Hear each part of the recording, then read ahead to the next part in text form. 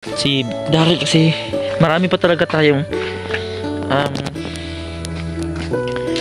marami pa talaga tayong katanungan sa bata na to.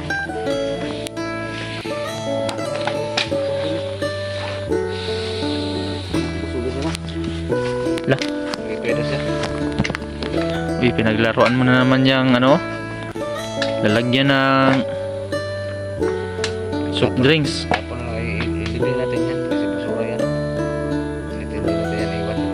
Naubos mo ba yung tinapay?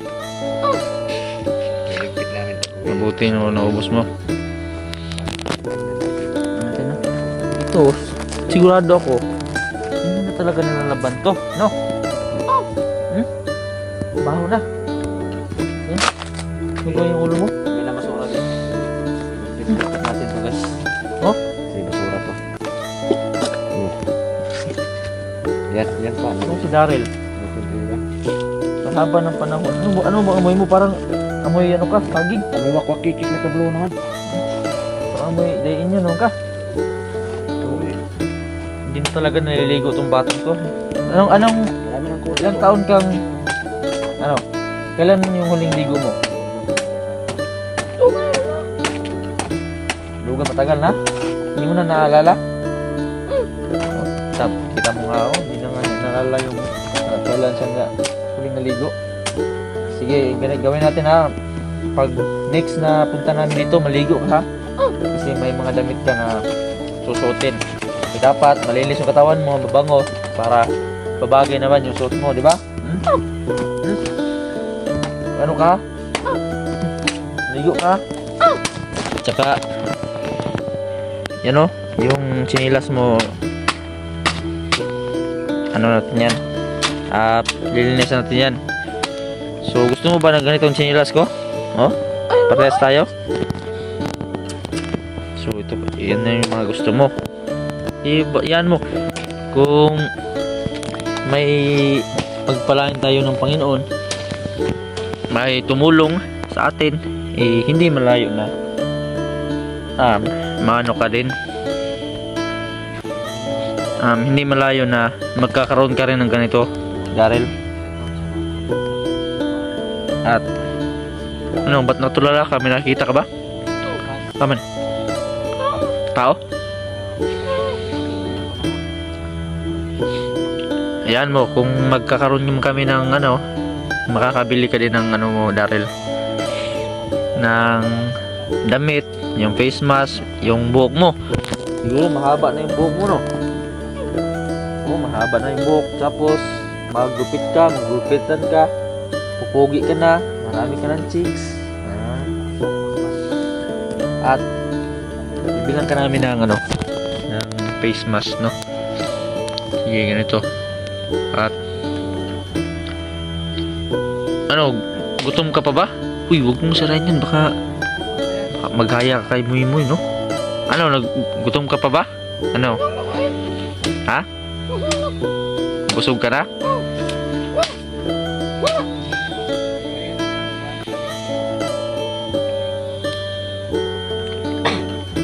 So, ano na daw si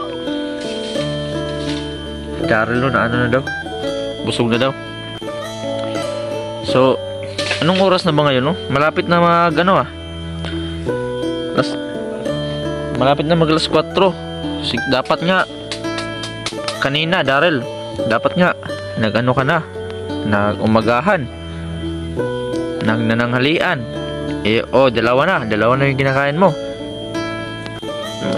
Gantong oras pang merienda na sana. Pero bilib ako sa batang to kasi kahit na hindi masyadong kumakain, malusog pa din yung katawan. Tingnan mo. Hindi kagaya ng mga naulila na mga tao sa lansangan, naulila, pumapayat. Tuloy itong batang ito, may kaiba talaga yung katawan ito. Ito mo, namamalo ko.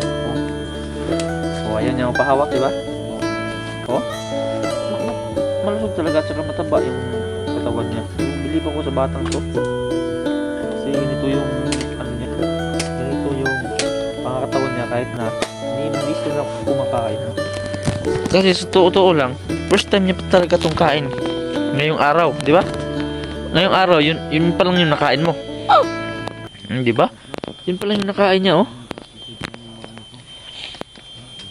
Ay! Gawin ko! Hmm? Oh, ang sabi niya po, ganito yung sabi niya.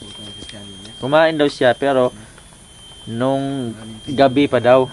So ibig sabihin, kagabi pa yung last na kain niya. Kagabi pa, di ba? O tapos ngayong araw naman to, panibawang araw, kanina pa yung unang kain niya. So imagine nyo, tayo, nag-uumagahan, nananghalian. Pag hapunan na nga, sobrang gutom na natin. Siya pa kaya na minsan lang talaga sa isang beses, isa lang yung kinakain. So, siguro, nag-umad ka ba? 1 meal a day ka? Nag-diet? Wala dahil. Alam mo ba yung umad? Yung 1 meal a day? 1 meal a day. So, yun. Kung alam nyo yung umad, 1 meal a day. Uso yun sa internet ngayon. So, binibiro ko lang yung batang to. Kasi, miss ko din. Pero wag kang mag-alala kasi darating din ang time na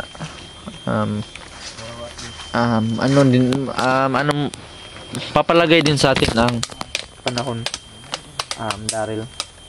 Huwag kang mag-alala kung sa ngayon nasa baba pa tayo, dahil darating ang araw magtiyaga lang tayo, mag-pray kay Lord, magpasalamat kay Lord na balang araw may panahon din tayo na taanga tayo at maraming tutulong sa iyo, Bert. Daryl pala. At maraming tutulong sa iyo, Daryl, at makikilala ka ng buong mundo at makikilala ka ng magulang mo at mabubulit ang magulang mo kung sakaling buhay pa man sila. Pero wag natin isipin yan, isipin natin buhay pa yung magulang mo. Kasi alam ko na may miss mo na yung magulang mo, di ba? Na-miss mo ba yung magulang mo? Oh. Na-miss na daw. Nandiyaw yung magulang niya. So, ano yung plano mo? Pupunta ka na? Ganito ha, makinig ka sa akin. Payong kuya na lang yung gagawin ko. Pumunta ka muna doon sa kung saan ka man natutulog ngayon kasi babalik kami mamaya or bukas.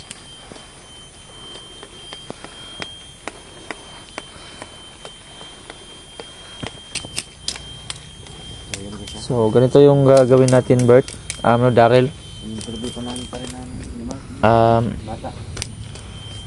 Kung sakaling makikinig ka na doon, maano ka na doon, magpapahinga ka na, magpahinga ka lang kasi babalik kami dito mamaya o sa susunod, mamaya o bukas, kasi ngayon medyo hapon na, kailangan din namin mamaya kailangan din namin na umuwi din.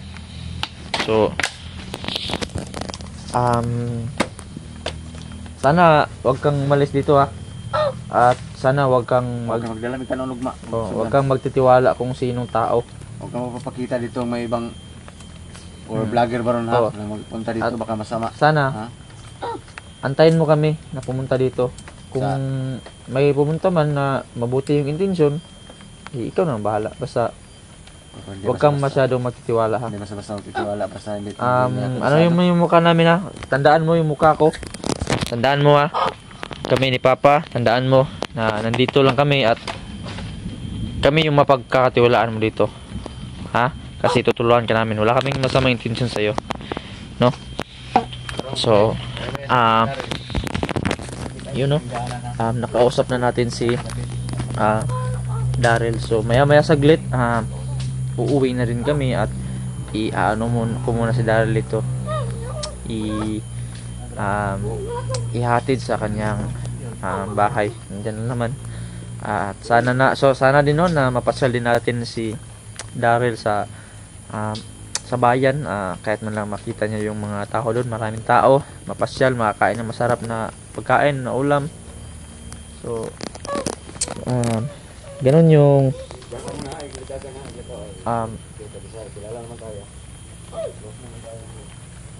nangyayari. Parang may kidlat. So, yun. Kami na muna yung bahala dito. Kumakalog pa. So, kami na yung bahala dito. At maraming salamat sa panonood. Upload ko na lang sa sunod ng video. Paalam.